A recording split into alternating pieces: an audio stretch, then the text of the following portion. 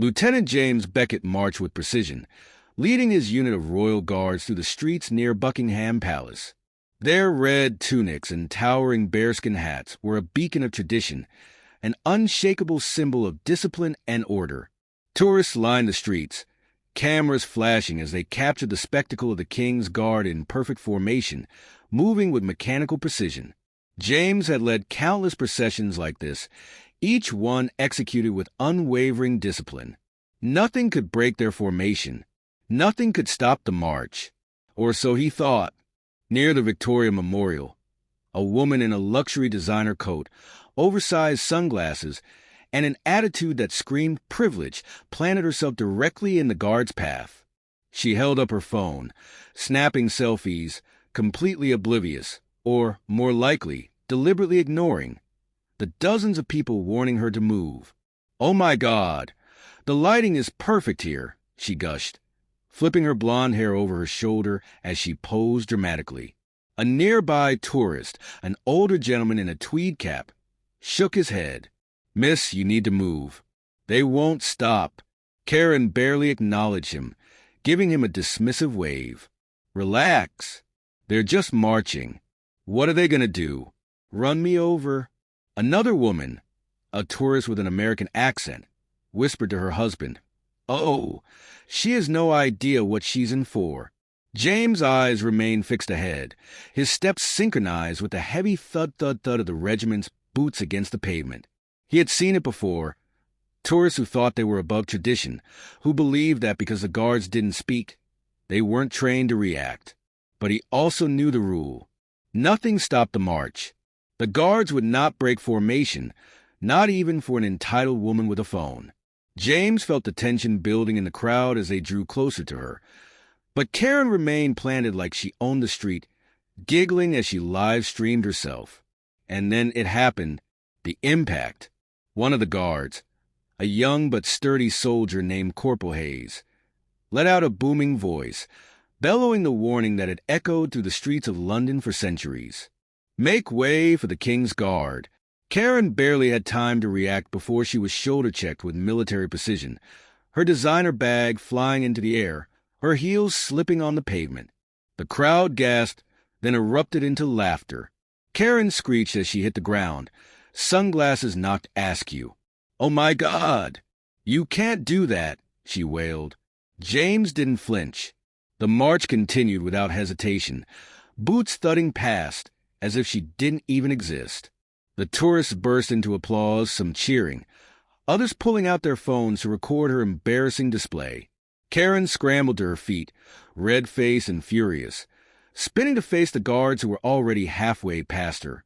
She turned her rage-filled gaze toward the nearest security officer. "I want them all arrested," she shrieked. "They assaulted me. I was just taking a picture, and that barbarian attacked me." The security officer, a burly man in a dark uniform, raised an eyebrow. "Ma'am, you were blocking an active military procession. You were warned. They had every right to move through you." Karen gasped as if she had been personally betrayed.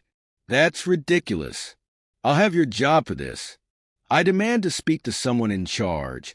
James, who had stopped just past her, turned his head ever so slightly, his expression unreadable beneath his bearskin hat.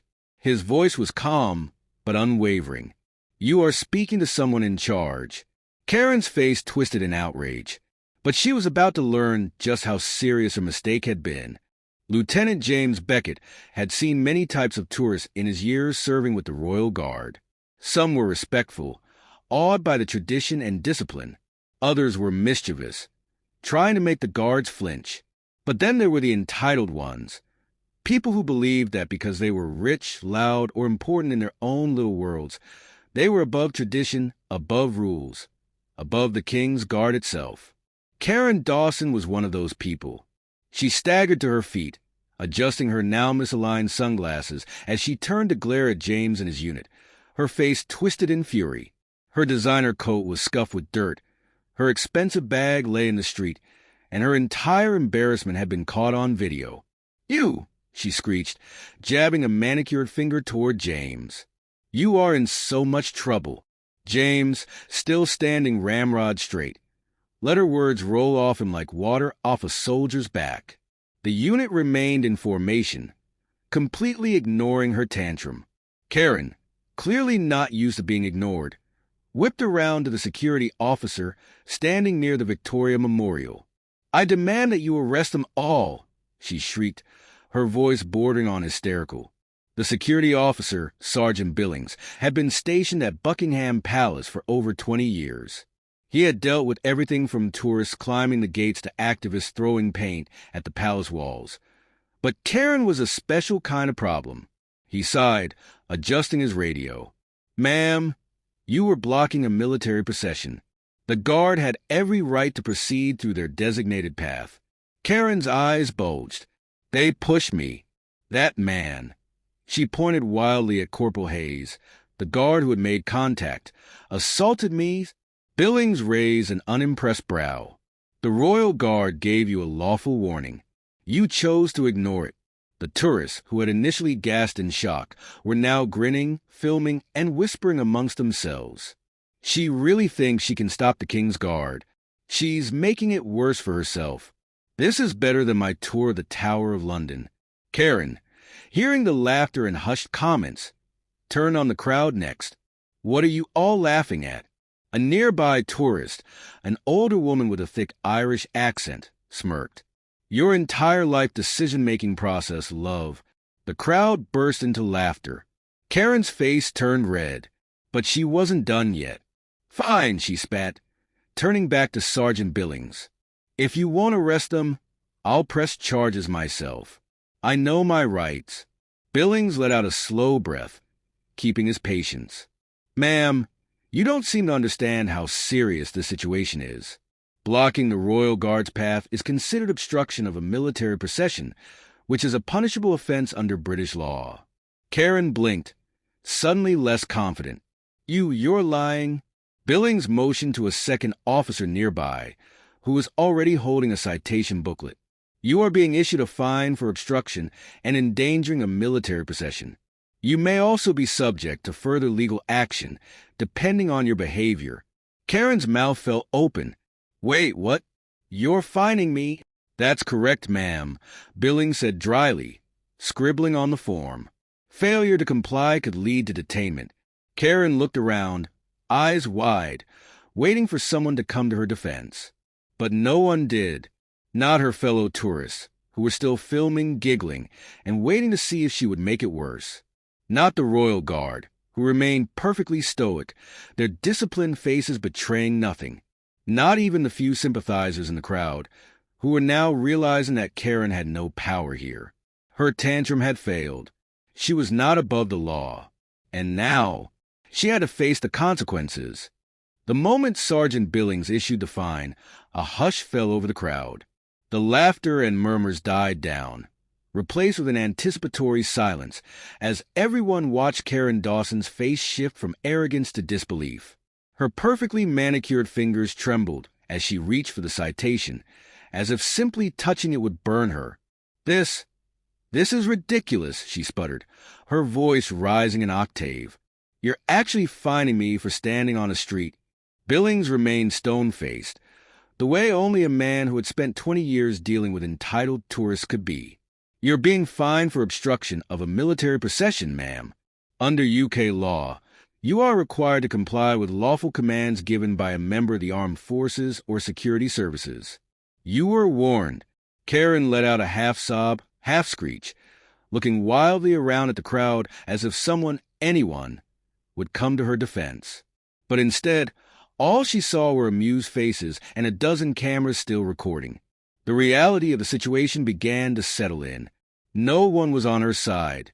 Not the officers, who had made it clear she was in the wrong. Not the Royal Guard, who stood like unmovable statues of discipline.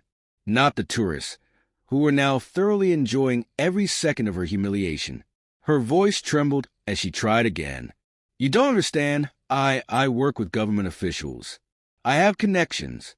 I donate to charities. Billings cut her off. "That's wonderful, ma'am. But you still broke the law. Karen blanched, her mouth opening and closing, but nothing came out. For the first time, she had no comeback. She snatched the citation out of Billings' hand like a child grabbing a toy they didn't want to share, her face still twisted in defiance. I'm going to sue the palace. This is an abuse of power. A voice from the crowd, the Irish tourist from earlier, shouted, "Oh, love, I can't wait to see that court case fail spectacularly." Laughter erupted again. Even Billings cracked a small smile. Karen, now shaking with anger, spun back toward James Beckett and the other guards.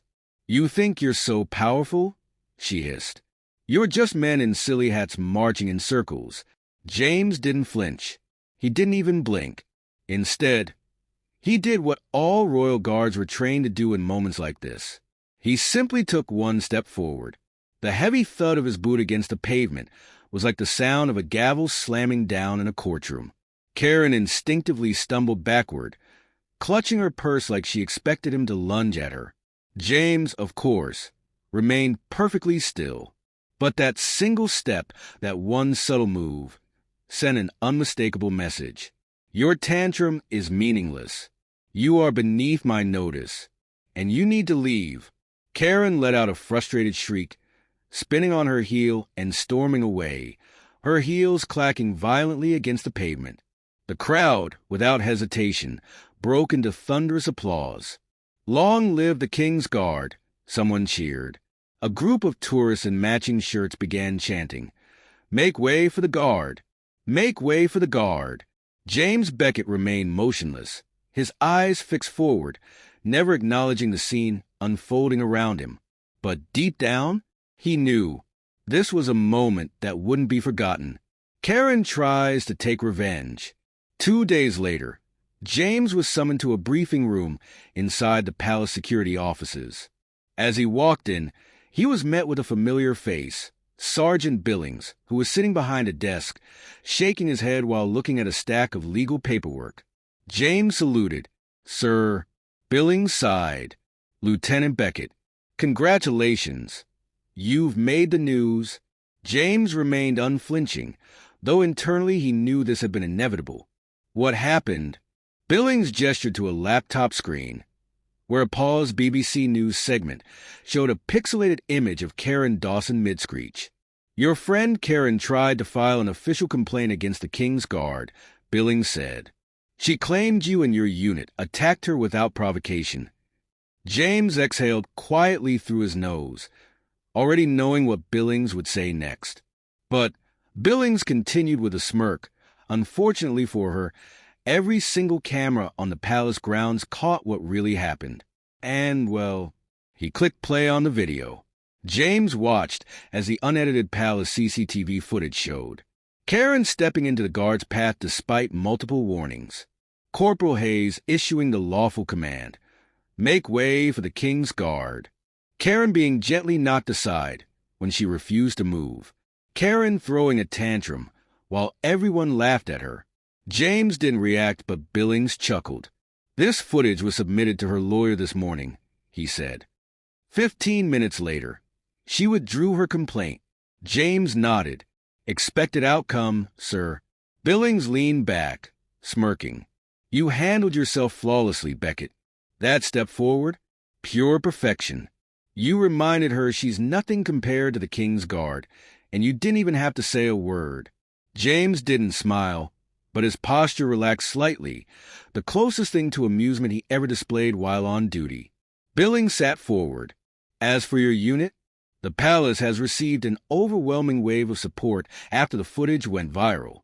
The royal household has officially issued a statement backing the Guard's right to enforce ceremonial protocol. You're all getting commendations for handling it professionally." James nodded. "Understood, sir." Billings grinned. "Also, unofficially," he tapped the side of his laptop, "the footage has hit 10 million views online. Karen's become a global meme." James blinked. "A meme, sir?" Billings turned the laptop around again, revealing a compilation of social media posts. One had a freeze frame of Karen mid-screech, captioned, "Entitled Karen versus the King's Guard. Guess who wins?" Another had James' iconic step forward, with the caption, "When you know you're untouchable," James, still unreadable, simply gave a curt nod. "Dismissed, Lieutenant." James saluted and left the briefing room, stepping out into the crisp London air. As he resumed his post outside the palace, standing perfectly still as tourists passed by with their cameras, he could already hear whispers from the crowd. "That's him, the one from the video. He's a legend." James remained silent, his face impassive. But deep down, he knew one thing for certain.